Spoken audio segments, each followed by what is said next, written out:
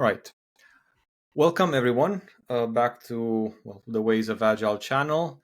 We are trying something different this time around, and we are going to do a Agile Roundtable, a debate where we're kind of examining a specific idea and as many points of view as possible on this one idea. And today's topic is the state of Agile in Romania. And basically the question, a specific question that we're asking is the Agile industry in Romania broken? Our three guests today and our three debaters are, first of all, Vlad Herdean. Vlad is a passionate Agilist and professional Kanban trainer for prokanban.org. He's based in Bucharest, Romania, and runs a training and consultancy agency focusing on accompanying organizations and teams from any industry on their Agile journey. He also holds the belief that in complexity, unlearning is as important, if not more important, than learning. And the most important question is why? You can get in touch with Vlad through his LinkedIn profile or via email, which both will be in the description below. Our second debater is Iuliana Boca. Iuliana is a Scrum Master for Wolfpack Digital and co-founder of Lean Coffee Cluj. She's based in Cluj-Napoca, Romania. Links to Iuliana's LinkedIn profile will also be in the description below. And our third debater, Andrei Gliga. Andrei is an Agile coach at Safeguard Global and host of the Ways of Agile podcast. He is based in Oradea, Romania, and links to his profile on LinkedIn will also be in the description below. So to quickly jump straight into it, I would like to go through each of you, and I'll start with you, Vlad. Can you please give us an introduction or your perception of the state of Agile in Romania? Thanks for inviting me, and hello, everyone. Okay, so I don't think the Agile, to your question, Vlad, this is going to get confusing. To your question, Vlad, I don't think the Agile industry in Romania is any more or any less broken than what I see globally, actually. We have a lot of the same challenges. I've noticed a lot of the same issues. I'm going to try to address a number of things I've noticed along the way tonight during our discussions. But I don't think there's like a disproportionate amount of broken between what's happening in Romania and what's happening globally.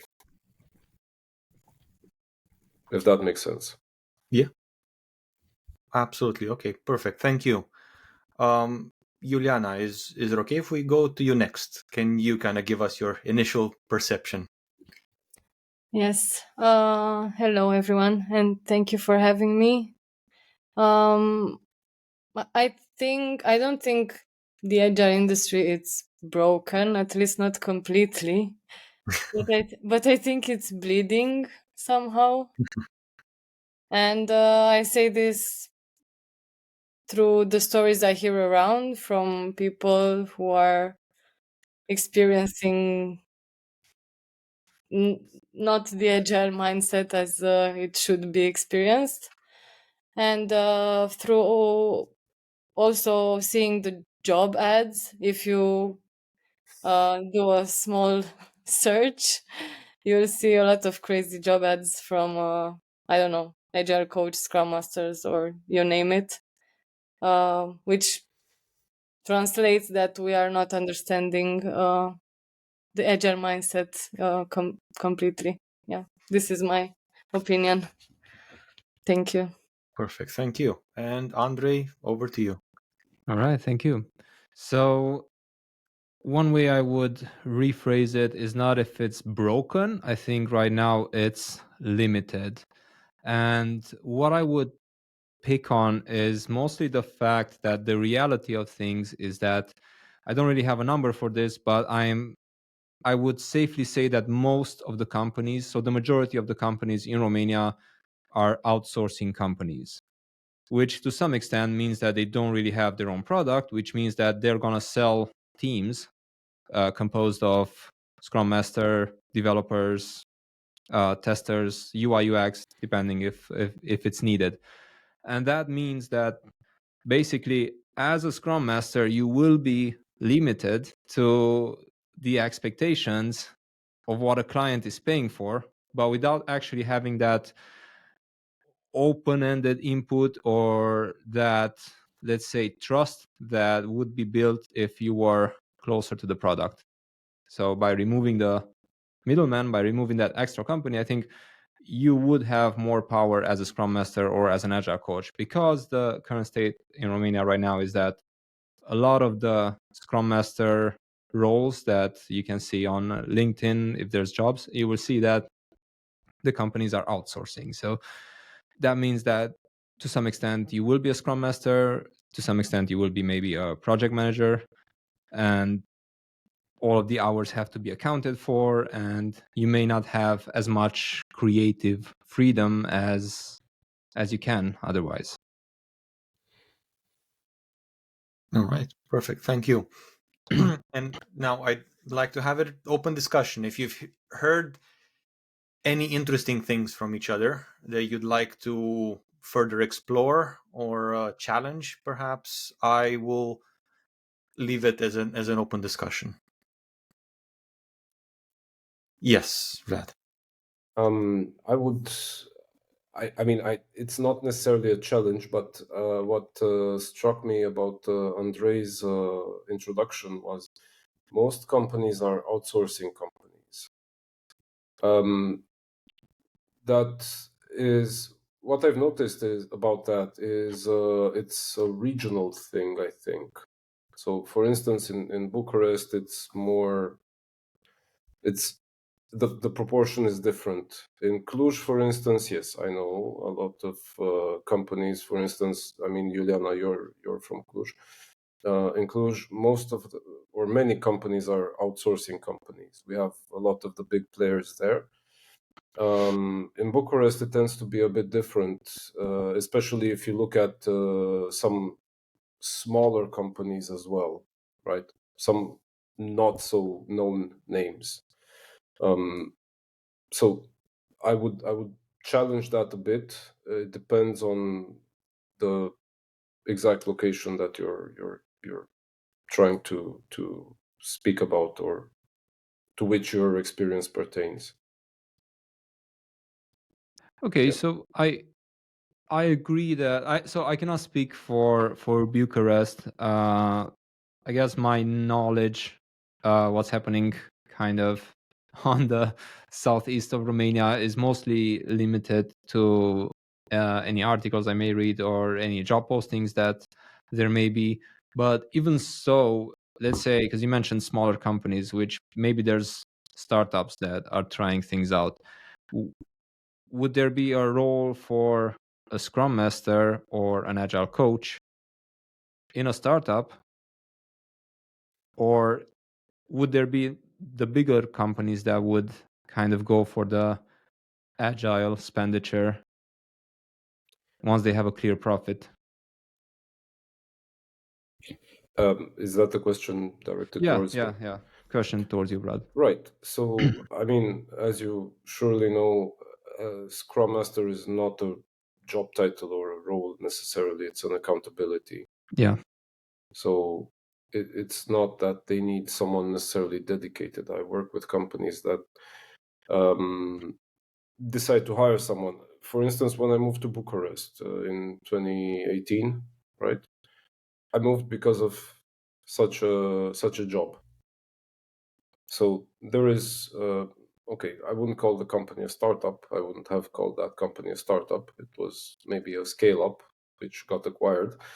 At the same time, they wanted to hire someone full time, and they didn't want someone necessarily that works with just one team or two teams, or on a team level. They wanted someone who could go throughout the organization and point out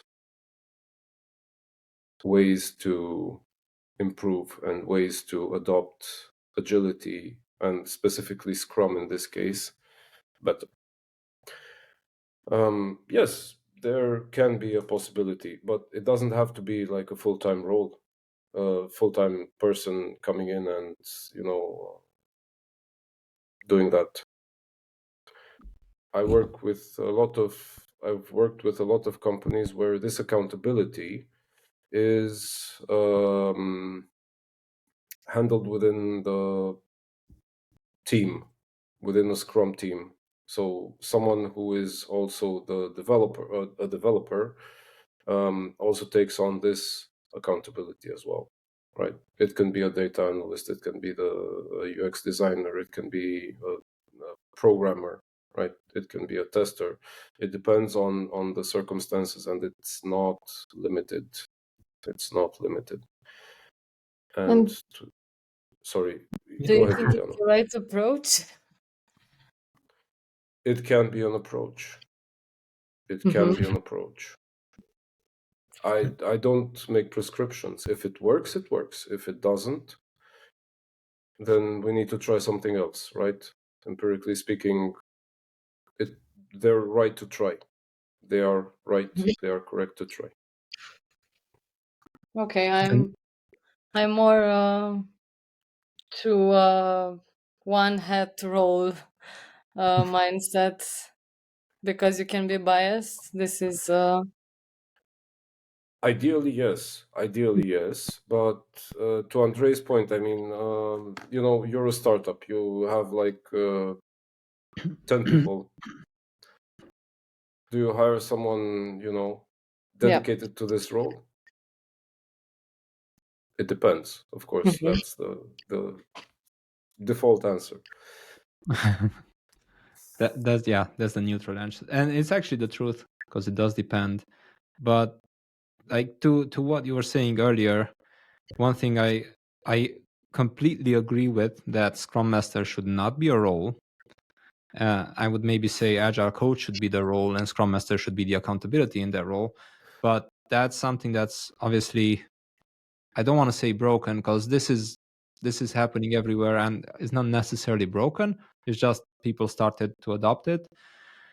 And all the companies now are hiring. If you're looking for a job, like a stable job, to get hired at a company, you can either get hired as a Scrum Master in this case, or let's say an Agile Coach, which is not as often as the Scrum Master job. So it's not really seen as an accountability that much.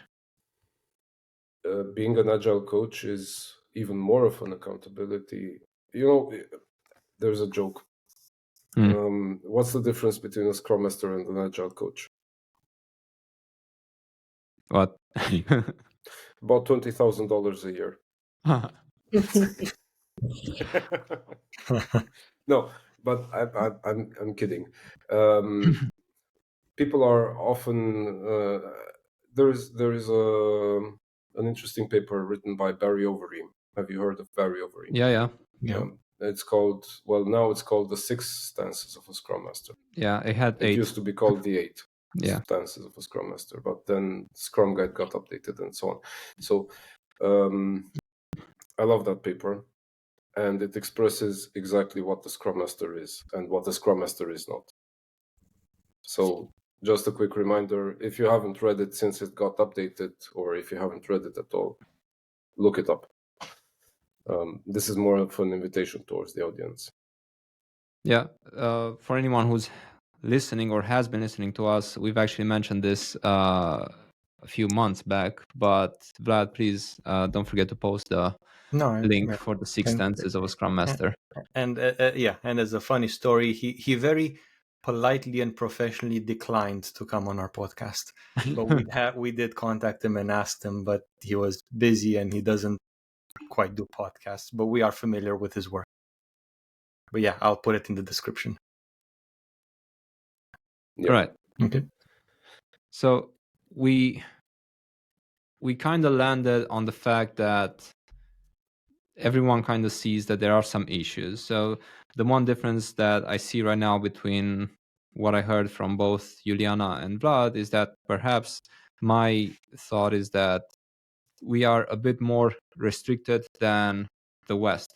Like, I work with people from Scotland, I work with people from Netherlands, and you would see Agile a bit more open, a bit more creative in the West than you would here. And the reason why I think that is exactly why I mentioned the companies and the fact that right now in Oradea, I think there's one company that actually has their own product, and all of the others, I hope I'm not wrong, it's one or two maybe, and the others, which is a great majority, are outsourcing, which limits you as a Scrum Master, because I've been working in one of those companies, and limits you because there's a lot more things that you need to do. And also there's the perception that you should own the daily, the retrospective, all the events, all the Scrum events, and also facilitate them.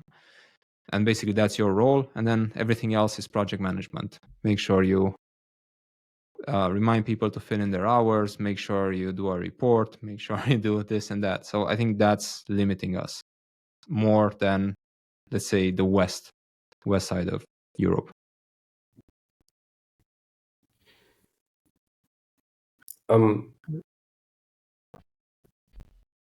That is a bit concerning. However, Andrei, my question to you would be, what can you do about it? So you mentioned these companies, they have their business model. They exist for this purpose, right? They can choose to continue like this, in which case things are unlikely to change or less likely to change. Or what would you suggest that solution would be to this situation, or an improvement? Yeah, definitely. I would look at it as improvements rather than a one-off solution, because otherwise I would have said your favorite catchphrase, "It depends." I think looking back at my previous experience, before I was a Scrum Master, the company I worked with did not actually officially sell the role as a Scrum Master as a role. So someone who would be, let's say, a tester would pretty much just set up calls and then be almost like a facilitator in Scrum events. And they would be doing some Scrum Master duties, some Scrum Master accountabilities, without really being a Scrum Master. And then after a few years of doing that, they've actually officially sold, I'm using quotations here, sold the role, because you would sell a person basically. You would sell that team, which has a Scrum Master, to a company that basically needed software, that needed something done. And I think one big change that I started noticing as soon as the role became more official is that clients who weren't aware of the role at the time started looking into it and seeing, what am I paying for? And that's still a bridge that's happening right there. So that's still, client is paying for this, but you're still doing, you as a Scrum Master, you're still doing what the client expects. So the one improvement that I would suggest in this case is, what if the Scrum Master himself or herself can be more involved in what the company, in what the stakeholders are working on? So this is almost like an extracurricular activity that you need to do in your, let's say, working hours. So don't focus just on, I need to facilitate the stand-ups, which you don't, which is not in the Scrum Guide, by the way. You don't need to facilitate the stand-up, and you shouldn't. I don't really want to speak at any stand-up. So what the Scrum Master can do, suggestion, is get closer to the stakeholders, understand the product. That way, you will be able to showcase your value a lot more and then you would have a bit more power to be more creative and say maybe no to some things, maybe be able to protect the team in some cases, and be more creative in this space. Sorry for the long That's fine. Yeah, Iuliana. Yeah, I just wanted to add that I totally agree what Andrei said. As a Scrum Master, if you don't have this possibility to get closer to the stakeholders, I think a first step is to do your to-do list, like the improvements list that you observed in the team that should be addressed, and then somehow get some buy-in from someone who has more influence from your party or maybe their party. You can do some networking, and it's wrong to say this, but to sell your idea and to show the advantages of this improvement. I had a similar experience quite recently.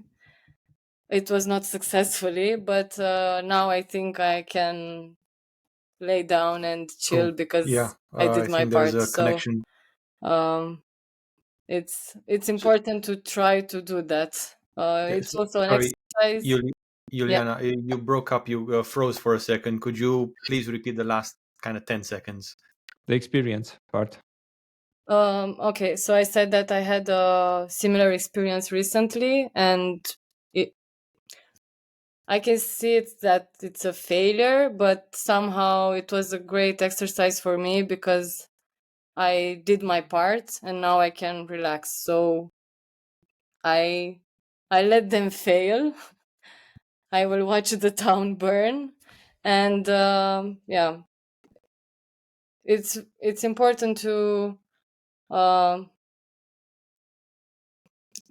to try to do everything you could as a Scrum Master, and then I think you are in heaven on the white list, not on the black list. I respectfully disagree with Andrei and with Iuliana. Is it more important to be close to the users as a Scrum Master, or is it more important to help developers understand what the users need? One thing I've noticed in a number of companies in Romania, and I mean product companies, right? So not even outsourcing companies, even product companies. Are you familiar with the term cost accounting? No. So basically, you have to account for hours spent doing what? Then yes. Yes. You have to budget for a certain number of people, headcount. You have to do all of this because it makes the accounting department very, very happy. Why? Because that's how they've been doing it for 150 years, right? We are not doing budgeting based on outcomes.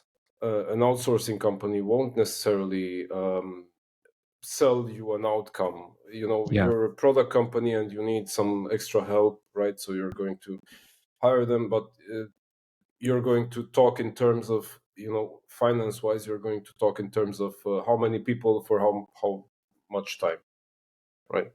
Yeah, output basically. Output versus outcome. It doesn't matter what happens in the end. It's not part of the discussion or part of the negotiation. Where I was going with this is, I disagree. It's more important. This is what I've noticed. Developers close themselves off or are encouraged by the company to close themselves off and just, write code or test or, basically do their specialty. They never talk to a user. They're not allowed in some cases to talk to a user for whatever reason. And the information chain from the user, what the user wants, they express it, but they express it to someone, and it's kind of like Chinese whispers. Do Do you know the game? In Romanian, it's called something else, telefonul fără fir. Yeah. So by the time this information gets to the developers, it's so late and so denatured by passing through so many perception layers, so many people, that it doesn't necessarily ring true to what the intended message was from the user. So from my perspective, a Scrum Master's job or responsibility would be to help shorten this chain as much as possible, right? Rather than interposing him or herself or themselves in this chain somewhere along the way.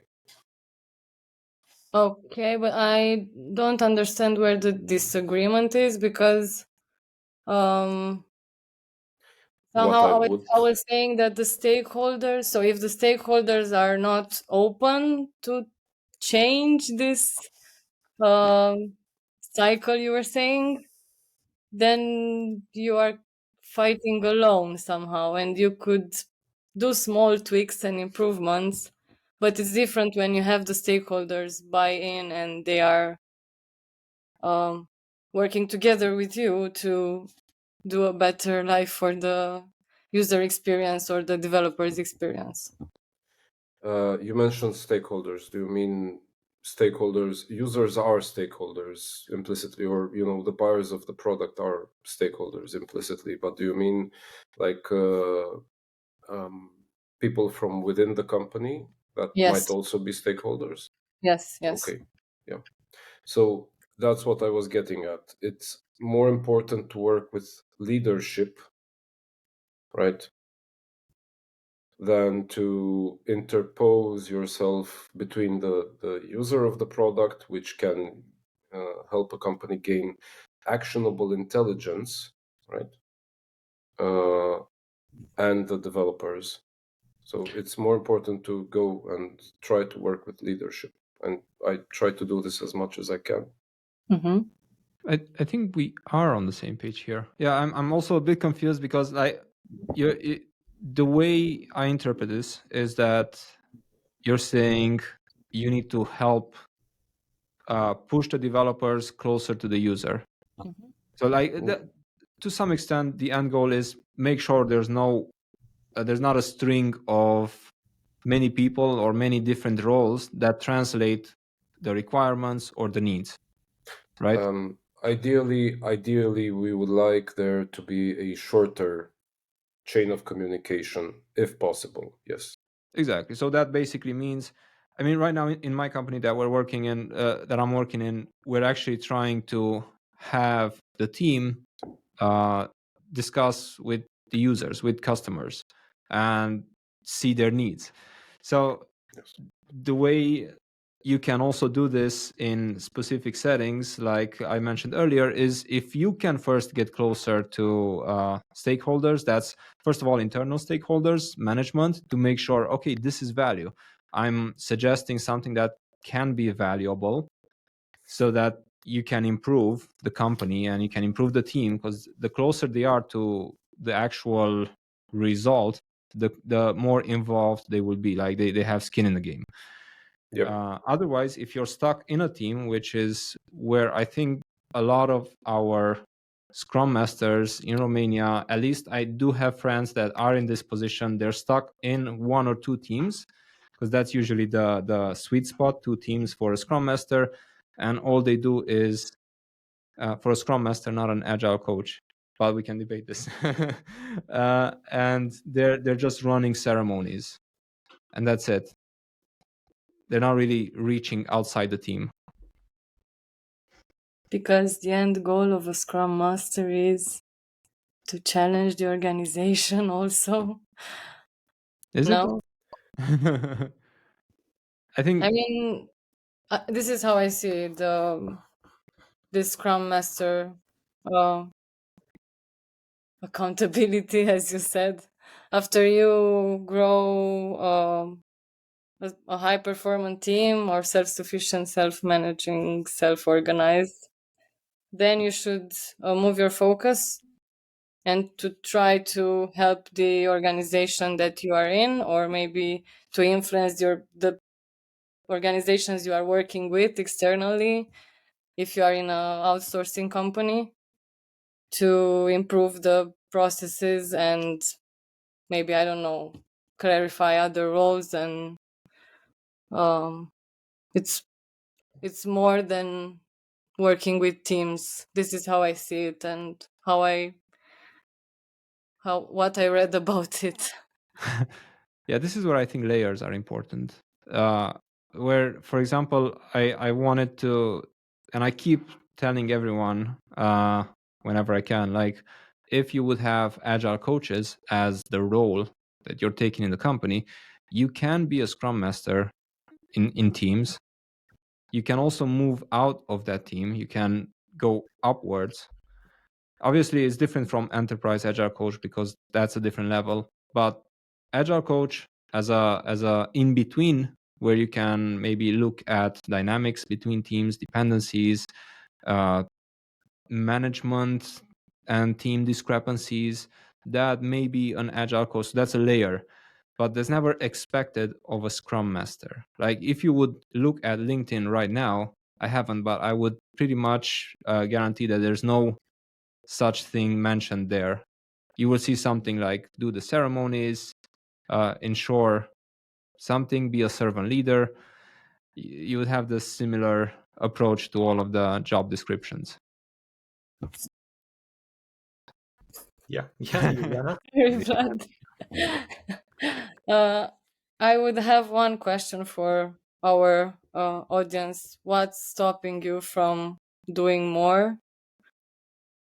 I mean, if you see an opportunity, just take it and speak up. And I think through our Scrum Master duties, let's say, or day-to-day things, we can spot things earlier or challenge the organization and help them become better. And we shouldn't. We should try to be to unstuck ourselves from this mud if you feel like you are in a muddy situation. But I will let Vlad continuing. Sorry, Vlad. Oh, again. Okay. Iuliana? If Iuliana, sorry, you broke up again. Could you again the last 10 seconds, please? Yes, I was passing over to Vlad because I interrupt him. He wanted to add something. No, it's fine. You should repeat what you were saying from getting unstuck forward. Yeah, I was just adding that if you feel you are in a muddy situation, you shouldn't timing. stay there. And there is a good chance that in the final recording, her message will be clear because she's recording locally, just us that didn't hear. Yeah. It makes sense. Right. Should I switch it to my hotspot or something? No, I think it's fine. I think it's fine. It's just now it's recording and displaying at the same time. But to quickly kind of jump in, I think we are getting a little bit bogged down into the very specific Scrum Master / Agile Coach role, and Agile is a bigger thing. So what about the other roles? What about the other aspects of Agile outside of the Scrum Master / Agile Coach responsibility role? Yes, Vlad. I'll take over from Iuliana, and I mean, I had something for this discussion, but I'll start with another what you mentioned, Vlad. First of all, why? Because it's my favorite question. Yeah. Why do companies try to make use of agility? Why do companies attempt to become agile, and how do they do that? I've talked to probably around 25, 35 companies along the years. And most of the reasons they quote, or at least the people that I talked to, which weren't necessarily, low-level people in the company, we need to get faster. We need to do things. We need to get more predictable. We need to get more reliable. Okay, fair enough. Wrong reasons. Right? Yeah. Wrong reasons. Mythical Man Month, it's a paper. Read it. It's basically the thesis there is that there is no way to increase productivity twofold. And if there was, we would have found it and commercialized it already. Agility is not a way to increase productivity, so output. It's a way to increase outcomes or to improve outcomes, right? Building the right thing, building the thing right, things like that. A system can only deliver so much output, so much throughput. There is no way to double it necessarily without deconstructing it and reconstructing it. And companies generally don't do that because they rely on the system working throughout this period to make money and to continue existing, right? And we don't want that. So what we can do, what's the next best thing we can do is try experiments out. Try safe to fail experiments out, right? Maybe we let those guys go off and do their own thing, and then they come back and we check what they did, right? If it went bad, no harm, no foul, or it's not going to kill the company. Maybe we try it again and see if it works again, and we double check the results. Scientific method kind of. Not many companies I see do that. They want recipes. Whenever I talk to a company, they come to me and they say, Vlad, I need a tool that will let me do this. I need a solution. I need a recipe. I don't deal in recipes. I deal in okay, let's have a look. Let's have a look together. And I deal in questions. Why is this specific aspect of your workflow a certain way? What could be done differently? And that's not me coming in and saying, here is the answer to all your problems, because I don't have it and nobody does. And what worked at company A will not necessarily work at company B or company C or company D. The work is different, the environment is different, the people are different. That's all. The more complex or complicated you try to make your initial contribution to a specific company, the less likely the outcome will be positive. This is like super valid. This is super important. Like everything you said, I'm fully on board with that. I like the quote. I like saying that a lot. Build the right thing, build the thing right. Oh, what am I? Okay, never mind. It's it's the latest Mac OS. I cannot even disagree with you. Maybe I guess one thing I would say is you can get quicker if you look at bottlenecks, if you look at specific loops that are not helpful to you, but you do that through incremental progress, and you do that by focusing on outcomes, by doing fail-fast experiments. But what Vlad said, that should be quoted. And I think a lot of it is. So, yeah. Thank you. You're a fan of theory of constraints, I think. Yeah. Yeah. Okay. To some extent. I mean, a fan. I know of it. I try to practice. I try to learn. Yeah. Well, it's a lot of it is still applicable. So yeah.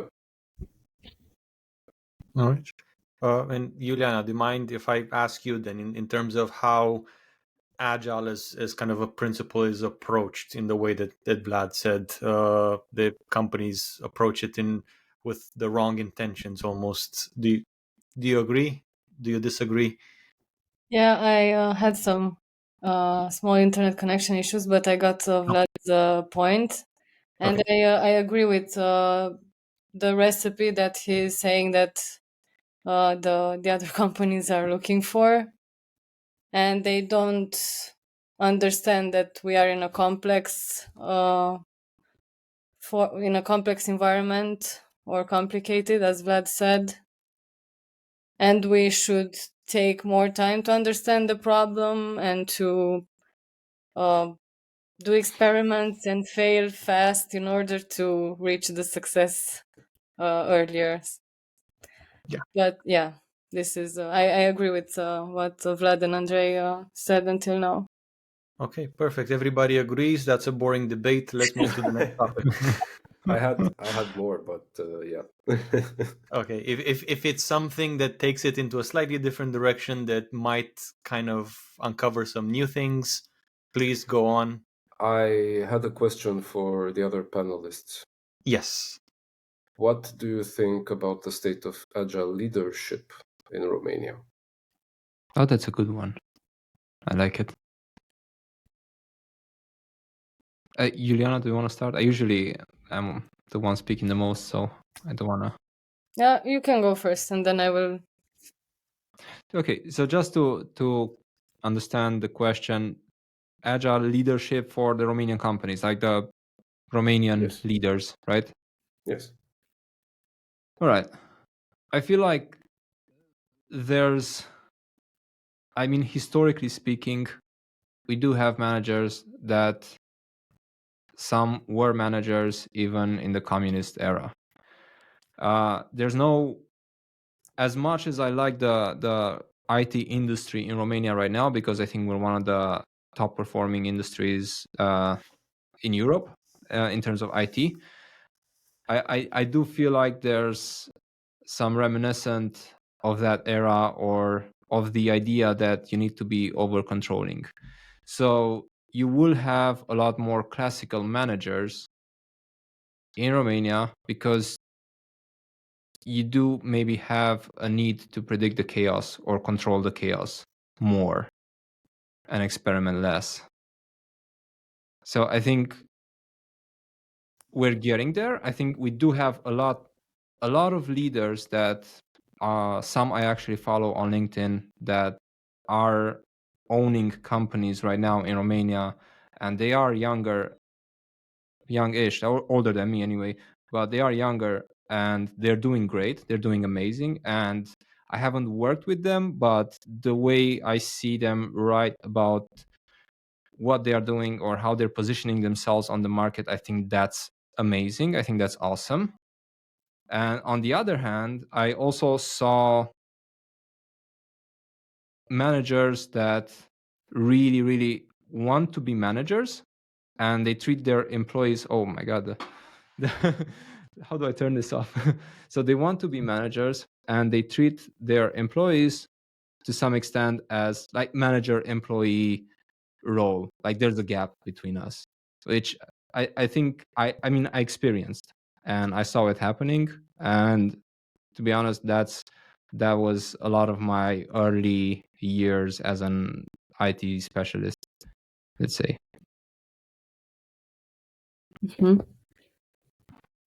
My yeah.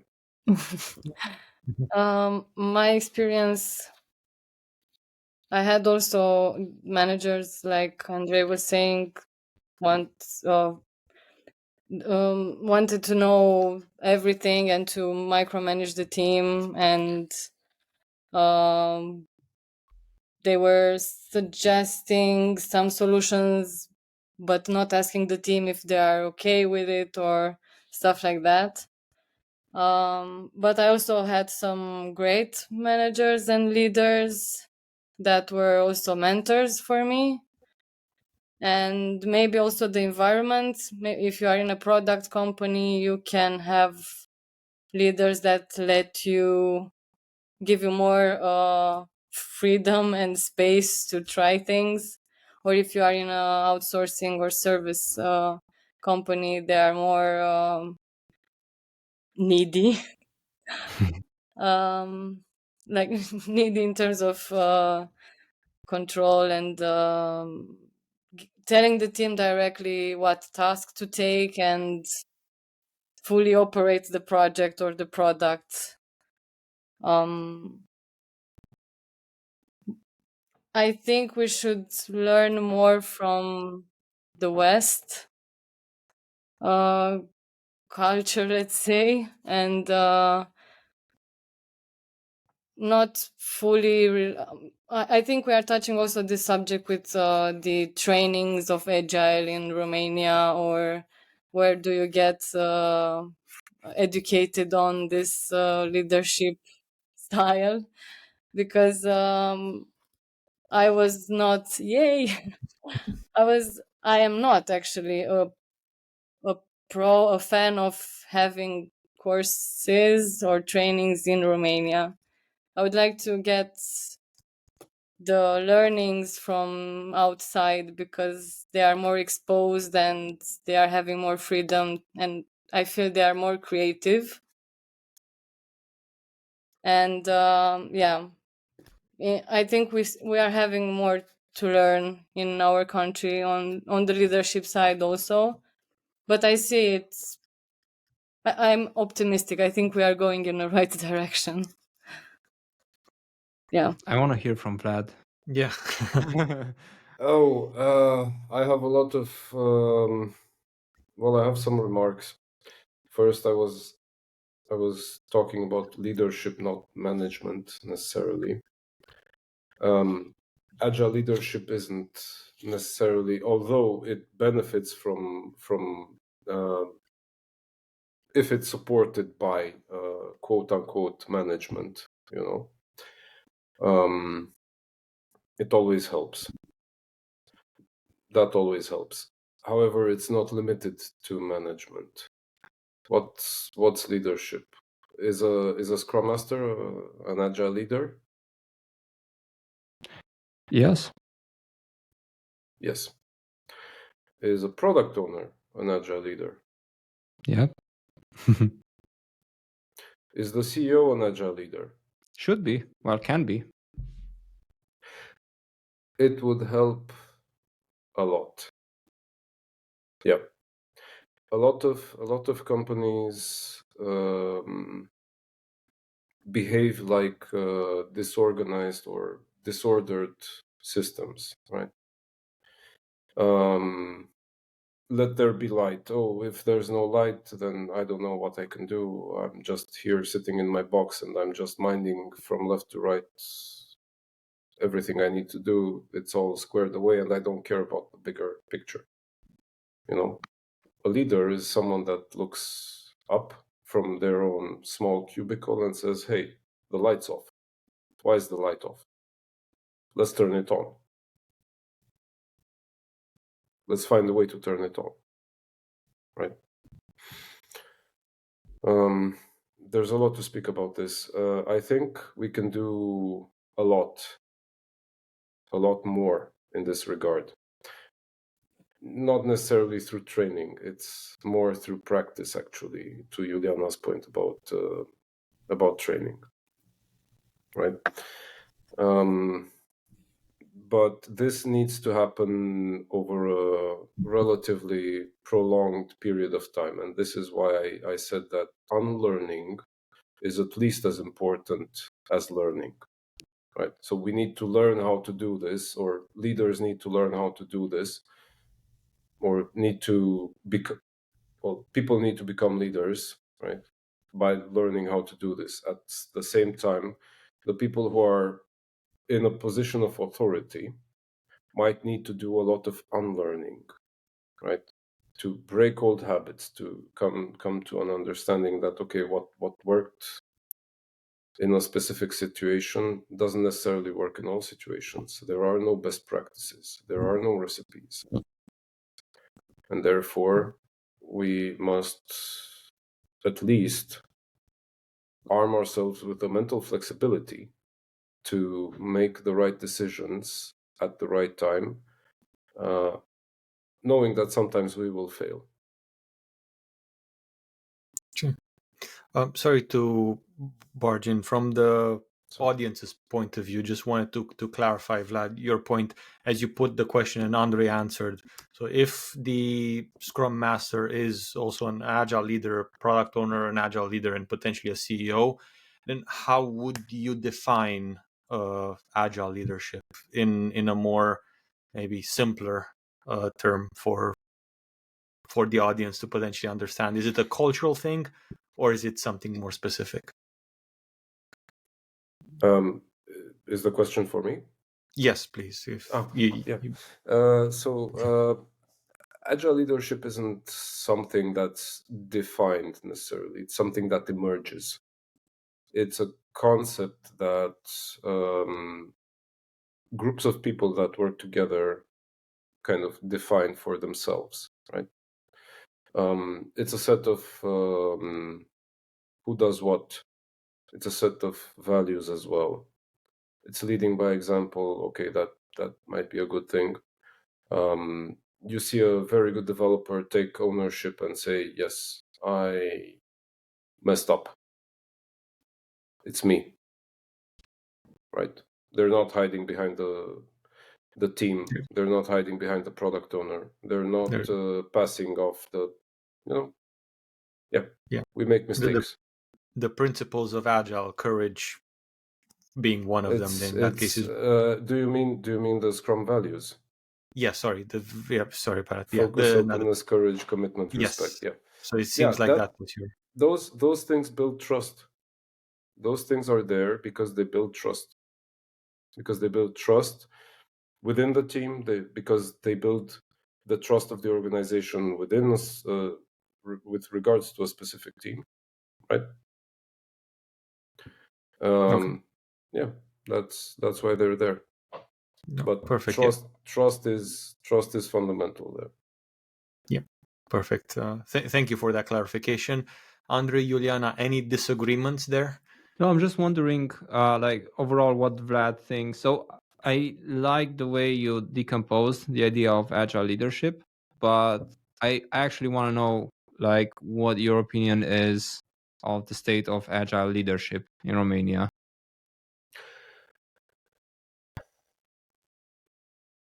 I was trying to get to that. So when I said we need to do a lot of unlearning and relearning, right?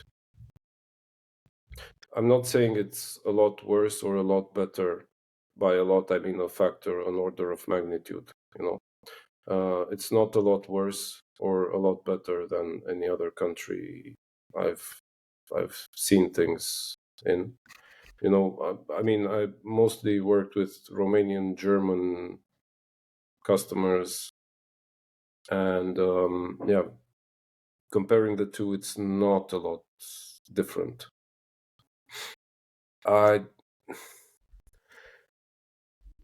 Perhaps there's a lot more variation within Germany, for instance, than in Romania. There aren't a lot of data points in Romania with regards to this. So that's why it might seem like it varies more wildly. So the spectrum is larger. There are companies that work just fine with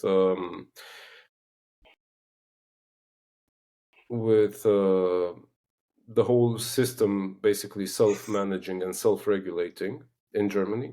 There's a lot of companies that are very dictatorial and very, very strict, and nothing moves, nothing ever changes. Within Romania, the spectrum is, I feel, smaller and a bit maybe shifted towards the dictatorial.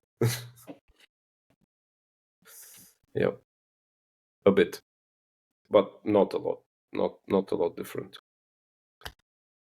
Not a lot of difference. Yeah. All right.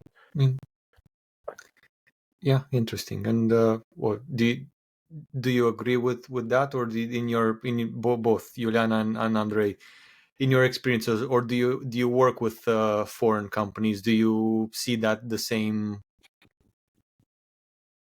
differences? Yeah, even even if I mentioned that it's nice to get educated and trained from West people, I can confirm that I'm working with a foreign country from the West, and it's quite a nightmare to work with that team, because the management and the leadership there, it's they want to, they are seeing Agile like doing everything at once, not building a plan or at least a small skeleton or a backbone, nothing. They think that chaos is Agile, actually. And it's not, I can see it's not working. And at the same time, I worked with other foreign countries like France, who they were very thorough with the Agile stuff and the Scrum, and we collaborated very well. Also in Romania, I had experiences with good and bad. So it's like Vlad was saying, it's kind of the same everywhere. Yeah, Yeah, fair enough. And Andrei, anything that you disagree with? So if you Not do agree, disagree, make it but very short, please. not If you disagree, disagree, elaborate. but I'm wondering if if I can slightly change this and ask my my fellow coaches, what do you think? Like, you work with Scrum Masters, Agile Coaches. Vlad, I think you even trained a lot. Do you see a difference between outside of Romania, let's say West, any of the countries that were mentioned? Do you see a difference between the Scrum practitioners, like Scrum Masters or Agile Coaches, in the West and in Romania?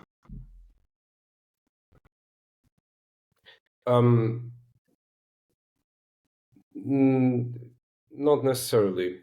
So again, it's again a spectrum. It's good on one end, bad at the other end. It depends if we're talking specifically about Scrum, right? Yeah. Let's talk specifically about Scrum. We can talk about Kanban on another occasion. I wouldn't necessarily say a lot of people understand Scrum well, neither in Romania nor abroad. So the vast majority of people have never read the Scrum Guide, yet they're part of a Scrum team. Right? Yeah. I will boldly make this statement. Yeah. Let alone, understanding the framework itself. I mean, we're about to receive a new version of the Scrum Guide, right? I always start a class and ask, who here has read the Scrum Guide within the last 6 months, within the last year? Who here has read the Scrum Guide within the last 6 months? I think I did. Yeah. Okay, good enough. No, I think I did, because I prepared the presentation, and I wanted to be very. But as a trainer, I also I'm not a trainer for Scrum.org or anything, but it's kind of tangential to what I do. I teach a class called Applying Flow Metrics for Scrum Teams, and in that class, I go in and I basically have to spend 4 hours or more of the class, fixing misconceptions about Scrum. So no, Scrum is not really well understood. And therefore, how are you going to use it? People expect Scrum to be some kind of magic bullet, some kind of solution to all their problems. It's not. It's not meant to be. People try to make up rules where there are none, right? I've had people come to me and say, well, we have to estimate. You have to do what? Estimate, of course. Where, why? No, you don't. You can do, if you feel like it's useful, yes, you can, but you don't. There is no must. People make up the must, the obligation to do certain things. And this is the same in Romania and abroad. It doesn't matter. The proportions might vary. I don't have enough data to be able to confidently say if it's better or worse, but it's kind of in the ballpark.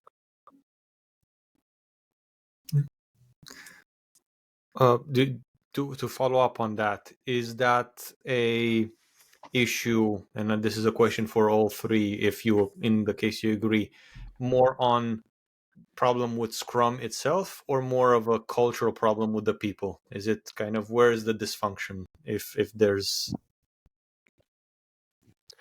It's an evolutive problem. Evolutive problem, right? So we evolved with certain constraints, and we need constraints. If in the absence of constraints, we try to make them up, right? Even if they're like suggestions, like I said earlier, with story points, estimations, and calling everything by the book, I think it's a culture thing. Okay.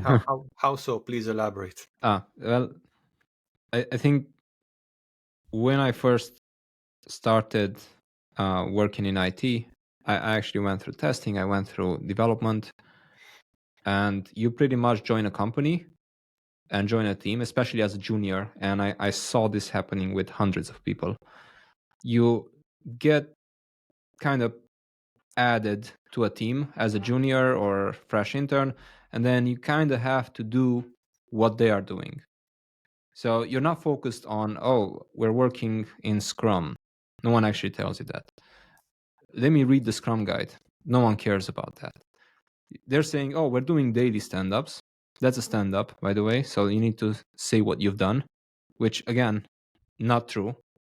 We need to, I don't know, even retrospectives. I think they're just there to be, because sometimes I spend months and months without actually saying anything in a retrospective or thinking that I can change anything as a developer, because it's just there. It's a process, and that's the culture that you're working in. And then you switch companies and you attempt to do the same thing that you've done in your previous company because that's your safe zone.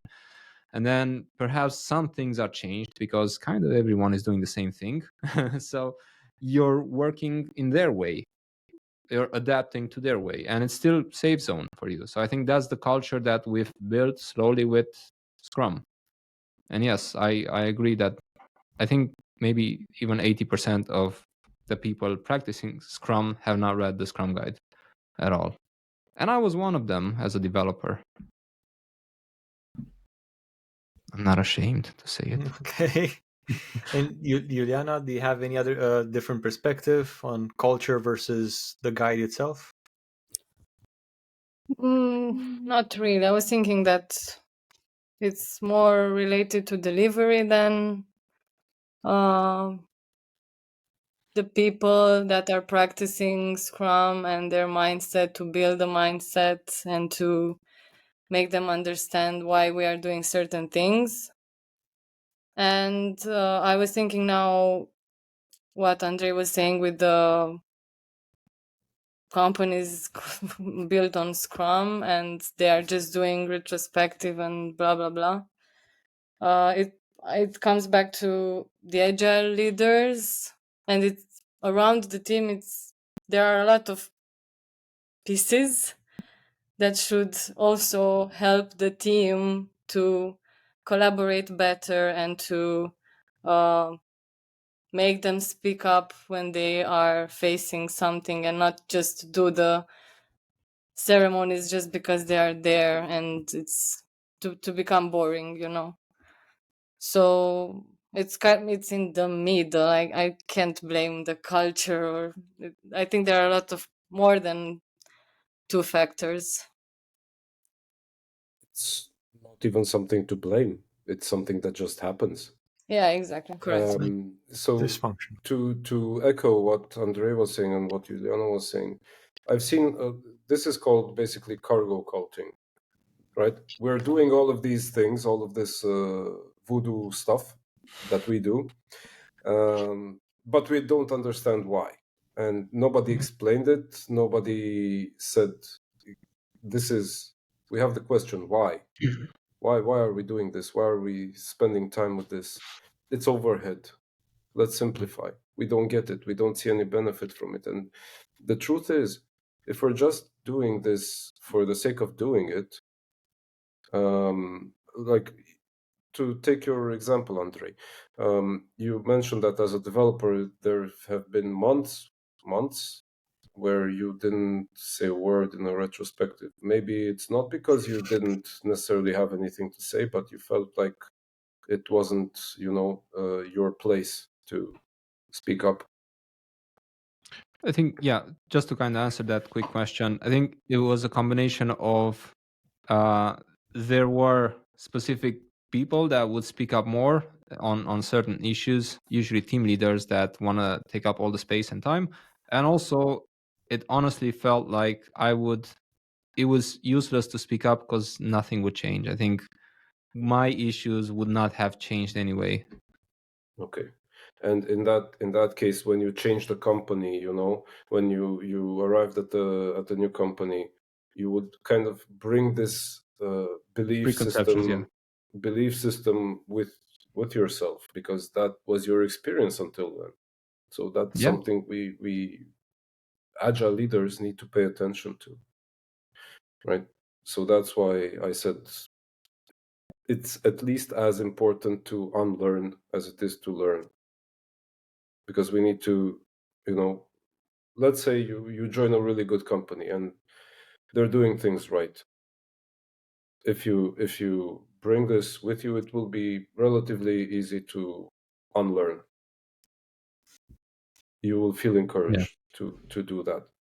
At the same time, you will feel encouraged to learn more about how to do it right.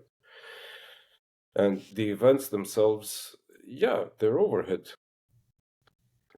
Nobody said they're not. They take up valuable time that could be otherwise spent. However, they also have goals, and those goals have benefits for the team and for the organization at large. And that's the intended purpose. If those goals aren't followed and those events don't materialize, then of course you're going to say, well, I don't know what or why we're doing this for. Nothing ever changes. It's just, like we're having this retrospective and we have the boss talk the whole time. Yeah. Right. All right. Then to kind of move the conversation on a little bit, how would you, not to ask you to predict the future, but to almost like envision what would you like to see changed in the agile industry for a better future? And let's go in a different order. If it's okay, Iuliana, can we start with you, please? So what I would like to see differently, right? This Yes. maybe, I mean, I would like to see the Scrum Master or the Agile leader doing more research in this direction and promoting more these values and principles. What we are doing now, I think, helps to build a better future, like raising awareness of certain issues I saw more and more podcasts on Agile, and like it's important to continue discussing about this and to stay informed from the sources that matter. And for sure there will still be not so compliant or not so it's a continuous battle, let's say, or continuous improvement and adaptation in this part. Yeah, this is I we should continue talking about this. This is my statement. Okay. Now, fair enough. Andrei, we'll go with All you right. next. So basically, where do you see us heading towards? Yeah. Where do you foresee if you do have a vision of where the industry is going, and what changes would you implement to improve the trajectory? Okay, so just like a small note from our earlier conversation is make sure people read the Scrum guide if you're doing Scrum. That should be a given. I saw a trend happening for months now, actually from the beginning of the year, where there are layoffs, but there's also layoffs in this role.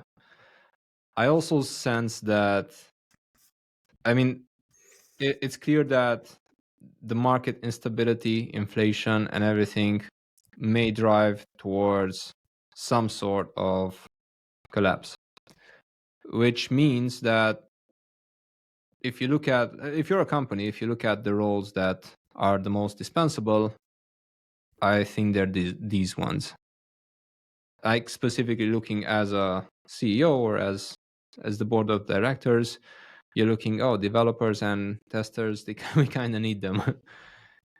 So in terms of where I see the role headed, I think there's going to be a bit of a downward spiral almost, where you will see less job postings, but that should normally, so up until now, I think until April last year, we had about 500,000 open jobs in IT. And this year we have less than half. So there was an upward trend in everything, and you would see people hiring all over the place. So that also decreases the quality. And I think I can safely say that, because I know a few Scrum Masters who haven't even read the Scrum Guide, but they're Scrum Masters because they heard that you don't do much and you're paid a lot. And I'm not even joking, sadly. And I think as we progress, as the roles are less and less, you will have the Scrum Masters that know more, you will have the Agile leaders that know more, be more prominent, be more visible. And that will eventually, in years, I'm thinking, increase this role. Although, so it's a decline for a few years and then maybe an increase. Yeah, I think I'll stop there. Okay, interesting. And Vlad? Couple of points to make here. So from the perspective of where agility in Romania is going, it will likely depend on the global trend as well, right? I'm not going to refer to the Scrum Master role, how many jobs, how much churn there will be. By churn I mean hired versus fired, people moving around. I'm not even going to make projections about income or whatever other metrics you might feel like using. If you're viewing the accountability as a position, as a role in itself, as a job in itself, right, at the company, I would suggest to people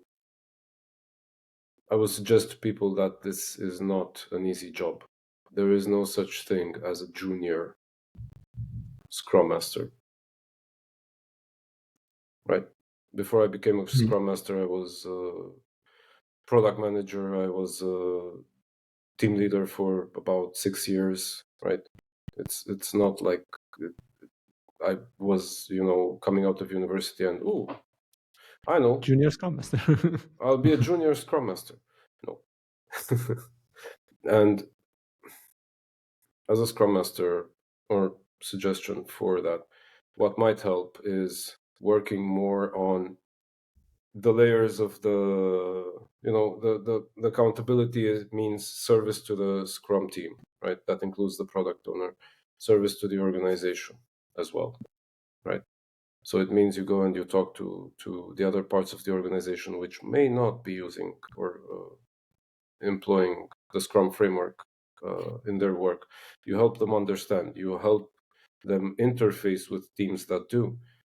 You help kind of bring up the overall level of knowledge about the framework within a specific organization.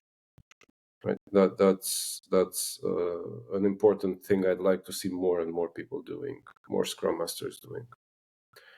Of course, if the company's objective is to bill you out for hourly rate, then you're probably not going to get to do that a lot. And that's the sad part. To Andrei's point, the reason outsourcing companies exist, the reason this business model exists, is that in times of uncertainty, those are the first people you can get rid of quickly and easily. Yeah. All right, interesting. I do feel that we again kind of narrowed down on the state of Scrum Masters in the industry rather than Agile as a whole. But I think that's kind of because of the guest that we selected. That's kind of almost the reflex. I had a second part there about not about the Scrum Masters, but I wanted to echo Andrei's feelings there. The state of the industry as a whole, it ebbs and flows, right? So there's a tide, and there's the opposed, situation. Right now, the tide is out. So the tide is not in, the tide is out. And that, I feel, again, mirrors what's happening globally.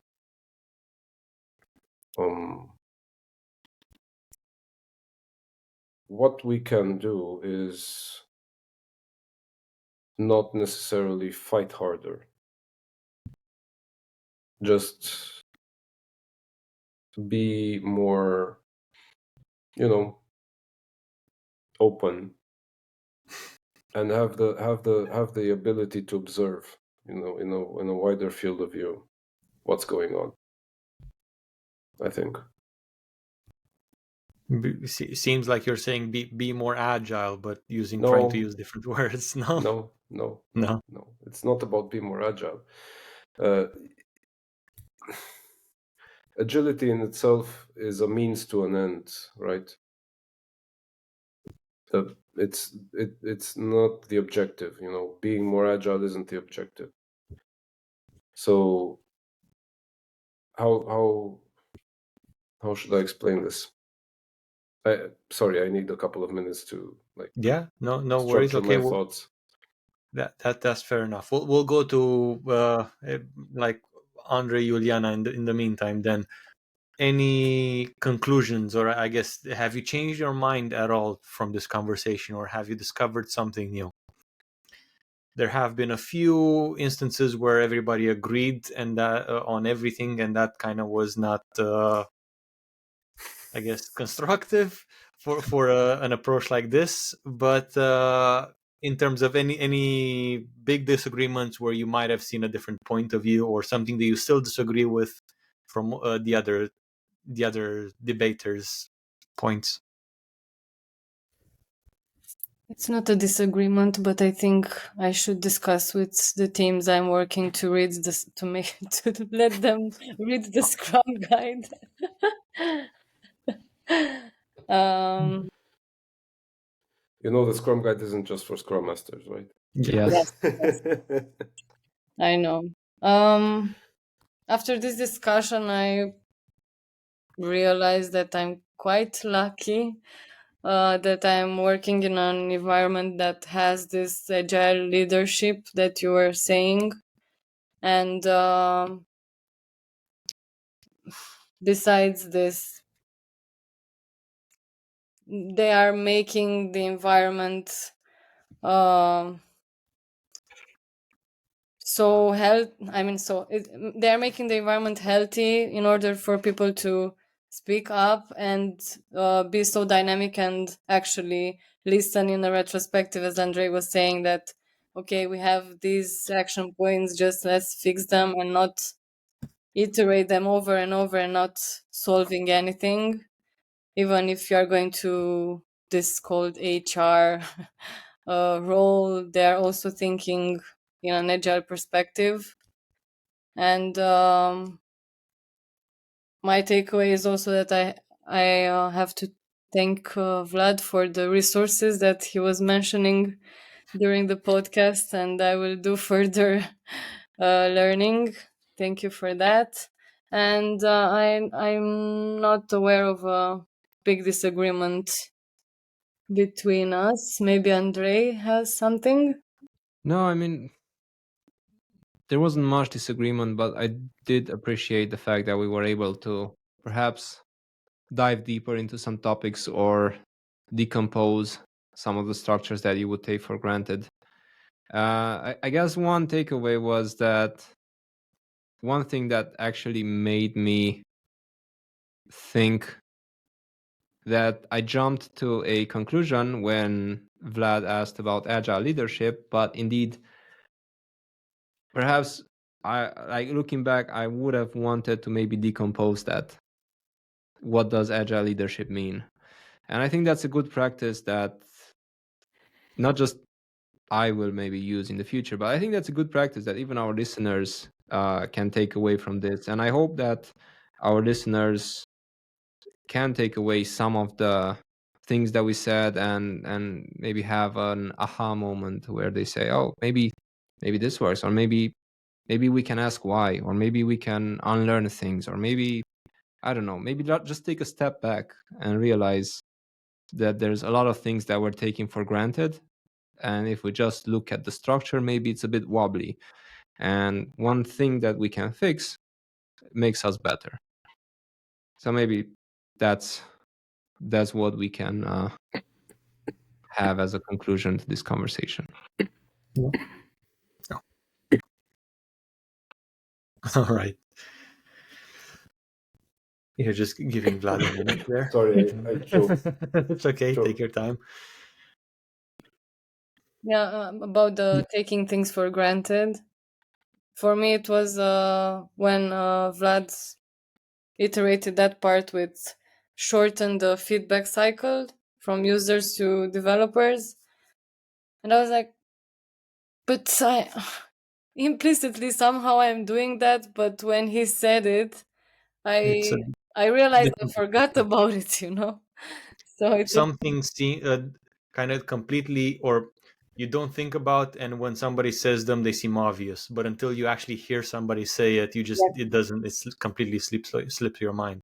And to that point, I've heard this a few times, that is the purpose of a Scrum Master is to make himself redundant, him or herself redundant. yes. So that's kind of, yeah. To that extent, I guess it may open a question, but that's probably for a different time. Is from a Scrum Master's perspective, when is it time to move on? When is it time to kind of say, right, I've done everything I can, time to hand in my resignation? Is like mission accomplished. Is there ever a time, or is the instinct of protecting your job too strong to make that role kind of ultimately like defeat the purpose of what you're supposed to do? But I digress. That might be a discussion for a different time. Sorry, Vlad, back to you.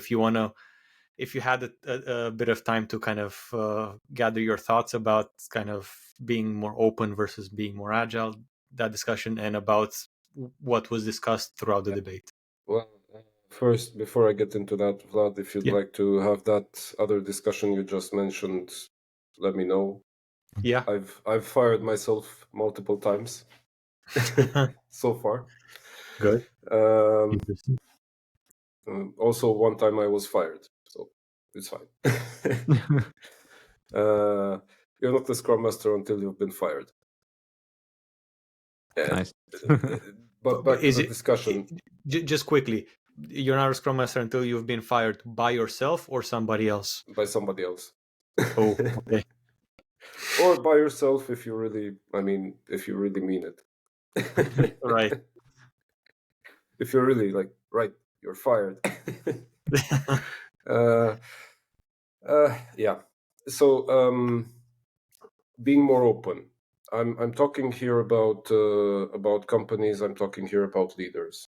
The way this is going to go, if there is going to be more evidence to the use of agility or to the usefulness of agility, if I notice in any of the signals that I see, why are you trying to adopt Scrum? Well, if I keep hearing to go faster, I know things aren't necessarily improving. If I start hearing different things, valid things, then I know things are improving. And this is kind of like a leading indicator, so it's about an indication about the future, right? When I hear those things, when I start hearing those things more and more and more, then I know things are changing. I can't necessarily say for certain how things are going to go. I see a lot of people disillusioned with Scrum, for instance, with agility, with Kanban, even if the majority of people don't even know what Kanban is. And they compare it and they think it's either or. It doesn't have to be either or. That's a longer discussion. But the state of or the market's attitude, the company's attitude towards agility is going to change when the people change.